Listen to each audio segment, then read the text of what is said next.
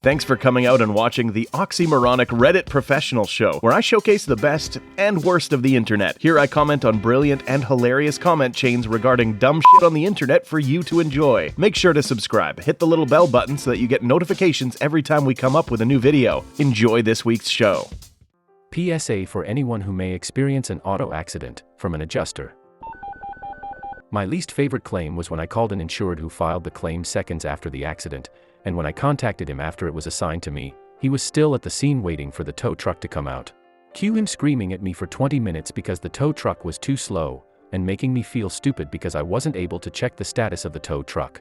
It didn't matter how many times I tried explaining to him that FNOL sets that type of thing up, so I've literally never set a tow up for someone in my time at the company, and that 30 minutes isn't really an unreasonable amount of time to wait for a tow truck. I posted this little rant PSA after getting yelled at by a guy who needed a tow from the accident scene because he didn't understand why I needed his location so that I could send a tow truck to pick him up at said location. Facepalm, he spent so much time complaining that the police got their tow truck out first, so pretty much defeated his whole purpose in calling in. Play games, win prizes. I had a guy file a claim and told FNOL he wasn't sure where his car was towed when he filed the claim. I call and ask if he's figured out where it's at so I can dispatch the appraiser. He starts to get shitty with me about how it's my job to know where his car is, not his. People who didn't know where there was towed to were always the worst. How do you not figure that out? It's your car. Right. My car is the most expensive thing I own. I never don't know where my vehicle is located. When I worked for a less customer service-oriented company, I would remind the person that I'm not omnipotent and it's their job to figure out where their car is. It always felt good. On the flip side, sometimes we call because on scene because this is something new, and we don't fully understand what is supposed to happen. I called on my accident because it was a new experience and I didn't want to get it wrong. I wanted to talk to the experts of dealing with accidents and make sure I didn't miss a step. I ended up talking to the answering service since it was a weekend and likely won't end up doing that again if there is a next time, but accidents, especially first accidents, can be a scary and unsurprising thing that you may not fully understand what to do about until you've gone through it. Sometimes we call because on scene because this is something new, and we don't fully understand what is supposed to happen. Hence this PSA. There are a lot of misconceptions about insurance. This post is meant to educate people. Can anyone put together a checklist of things to do on scene when / if you get into an accident? Never been in an accident myself. Take pictures of everything. If you can snap a photo before the cars are moved, that is super helpful. Take pictures of the intersection, traffic at the time of day, your vehicle damages to the other car. I always tell people to take as many photos as they can because you never know what will be helpful.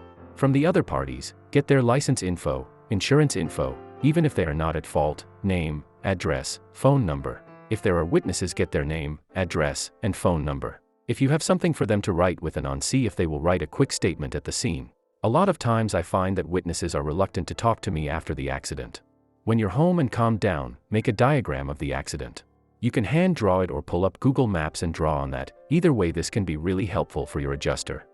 If you get a call from the other person's insurance, it is okay to talk to them. They have to conduct an investigation in the same way that your insurance company does. They are not out to get you, they are not trying to trick you, they just need a statement. Your insurance company is happy to share info with them, but to best communicate your point of view, you need to speak to them directly. This is all I can think of off the top of my head. And be sure to get all the info you have in pictures written somewhere so you don't have to pull up your pictures while speaking to me. This 1,000 times. My insurance card says call immediately. Why are you telling me to go against the instructions of the insurance company? I have no idea why they all say it.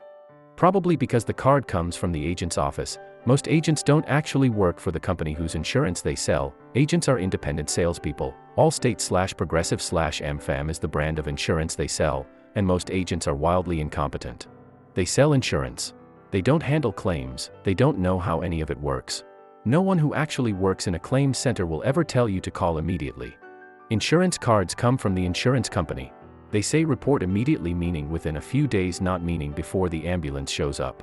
Our agents send them out. Like if they request a new one while they're on the phone, we tell them to ask the agent. They have all the agency contact info on them too. My agent can print new ones too, but it is still from the insurance company. You know, the people who are part of the contract and has their name on the card and who would pay the claim if I needed to use the insurance. I've been in a couple of minor accidents over the years. In the cities where I have lived, The police aren't going to respond unless there's an injury and / or serious property damage. They've got other things to do and they're not going to stop by the scene of the accident. As long as your car is drivable, dispatch will tell you to get your car off the road, sort out insurance details, and file the police report online within 24 hours. After I took pictures of my car and exchanged details with the driver who hit me, I called my insurer right after my last accident. Why wouldn't I? My insurance card explicitly instructs me to do so.